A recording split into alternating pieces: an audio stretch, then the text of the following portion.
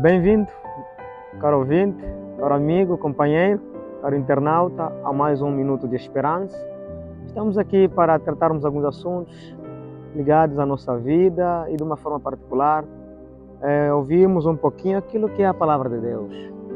E desta feita nós gostaríamos de meditar com um amigo em Hebreus capítulo 10, seus versos 32 e 37.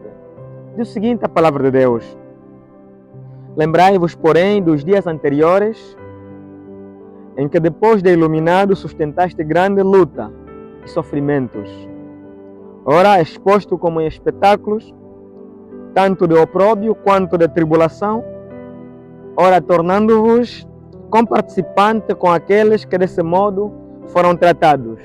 E o verso 37 diz: porque com efeito tende a necessidade de perseverança, para que, havendo feito a vontade de Deus, alcanceis a promessa.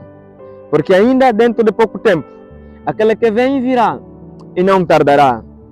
Sabe, essa vida em que estamos inseridos, às vezes a necessidade de desistir é maior. Às vezes desistimos em função de uma dificuldade que temos, desistimos em função de meios financeiros, em darmos continuidade com aquilo que é um programa, seja de formação, seja de casamento, em função dos vários desafios. Mas essa desistência, muitas das vezes, trazem consequências negativas, consequências desastrosas. E desta feita aqui, Hebreus capítulo 10, os versos 32, Paulo adverte os irmãos que em um dado momento terão crido no Evangelho, terão aceito Jesus Cristo e terão sustentado ou se não suportado a dificuldade que eles enfrentavam cada dia que passa. Mas depois de uma temporada, grande parte começou a desistir daquilo que é a caminhada que eles se encontravam. E desta feita, Paulo os adverte que, olha, irmãos, não desistam, mas tende a necessidade de se manter perseverante. Porque uma vez que se mantenhais perseverante, vocês alcançareis a promessa. E qual é esta promessa? Claro, é a promessa do regresso do nosso Senhor Jesus Cristo. E porque Paulo termina no verso 37, diz: porque ainda dentro de pouco tempo aquele que vem virá e não tardará.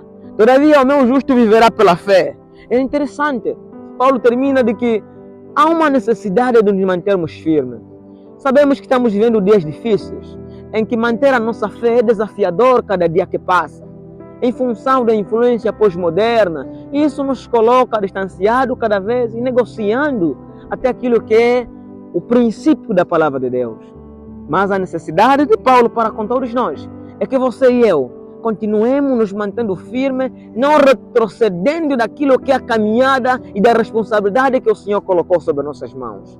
Sabemos que é difícil, em função da realidade que vivenciamos cada dia que passa, em função dos problemas que enfrentamos nos lares, em função dos problemas que enfrentamos no trabalho, em função dos problemas, das crises que enfrentamos na conjuntura familiar.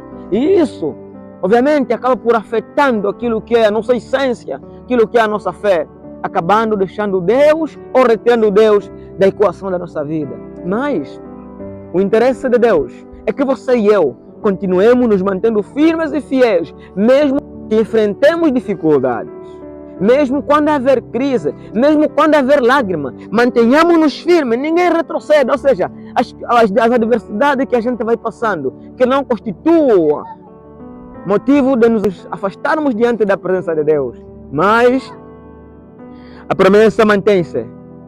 É que mesmo que soframos, mesmo que passemos por dificuldade, nós temos a certeza que o dono da vida há de se manifestar, que Cristo voltará, e esta é a nossa maior esperança, que permite que cada dia que passa mantenhamos-nos firmes, mantenhamos-nos convictos nessa certeza.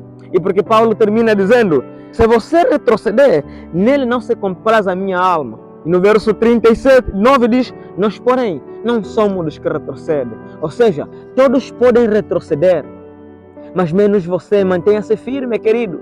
Não desista. Você nasceu para brilhar. Você nasceu para ser portador da luz do Evangelho. Por isso, não desista. Continua mantendo-se firme.